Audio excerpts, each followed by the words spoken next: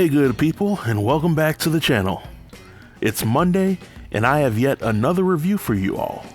In a few moments, you're going to hear my thoughts and feelings on the Lifetime Seven Deadly Sins movie, Greed, starring Monique Coleman. This is the fourth out of 7 movies in the series, and I had mixed feelings for how the previous 3 movies tackled the sins of lust, envy, and wrath. Now, if you had a chance to check out my Wrath movie review, then this review will essentially be the same format. I'll give a brief rundown of what happened in the movie, followed by what I liked and disliked about it, and lastly, I'll give an overall rating. So without any further delay, let's jump right in. One thing that I can say about the movie Greed is that there was a whole lot going on in this project, so buckle up. The movie follows the main character Zuri, played by Monique Coleman. Zuri is an interior designer and a volunteer at the Baltimore Literacy Program, who has million-dollar dreams while on a dollar store budget.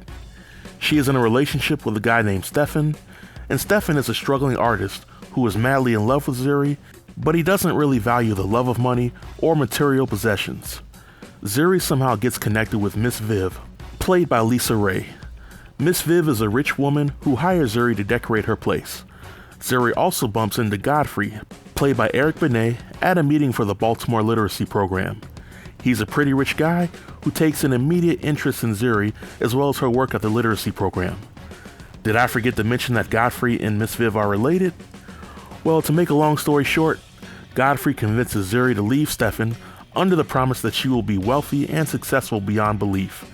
And he also gives Zuri that good old pickle tickle for good measure. Now, if you've seen Tyler Perry's Temptation, then this movie is essentially that, minus the whole storyline with the HIV diagnosis. But when Zuri is completely buttered up, Miss Viv convinces Zuri to join in with their Medicaid fraud scheme, and she agrees to join in, no questions asked. It's not until Godfrey and Miss Viv try to set Zuri up to be the fall person that she finally realizes she's in way over her head. The movie ends with Zuri essentially broke, single, but miraculously she's out of jail. So when it comes to the things that I liked about the movie, I can honestly say that I loved how the movie tackled the concept of greed. Medicare and Medicaid fraud is a huge problem in this country, and what we as the viewing audience saw in this movie really happens on a daily basis, so it was nice to see how the movie brought some attention to the matter. I also like Zuri's character arc as it relates to the concept of greed and how it unfolded throughout the movie. She went from being somewhat ambitious, but reserved, to completely disrespecting and looking down on her boyfriend because he didn't share the same love of money that she did, to learning why the love of money is the root of all evil. I also liked how the movie was able to effectively incorporate faith and the belief in God, which was definitely more consistent in this movie than it was in the movie Wrath. However, there were some things that I didn't like about the movie. Unfortunately for me, the acting performances in the movie ranged from average to pretty bad. I think the worst acting performance in the movie has to go to LisaRaye. She was essentially turned into a comic book villain with cheesy lines and a fake evil laugh.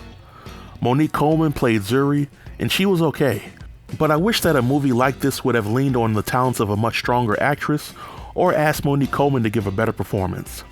Lastly, I wasn't a fan of how the movie ended. Throughout the story, Zuri was complicit in committing crimes along with Godfrey and Miss Viv, yet she didn't go to prison like they did. The movie really doesn't explain why that happened or how the movie went from a simple story about greed to the lengths that Godfrey and Miss Viv were willing to go through to stay out of prison. Now, on a scale of 1 to 10, I would give this movie a 6. It accomplished what it set out to accomplish, but I wasn't a fan of the acting performances or the ending.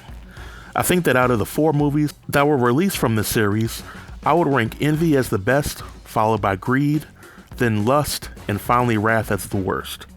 If you're planning to check out this movie, then I would say go for it. If we're being transparent, then I can definitely admit that I can be a little harsh when it comes to reviewing movies, especially ones that come out on Lifetime. But I would definitely recommend this movie as something that you should see at least once to form your opinion on. And with that marks the end of this review. If you have any questions or comments about the movie or my review, feel free to leave them in the comment section below, and I'll be sure to reply to each and every comment. Until next time, stay tuned and stay safe. Peace.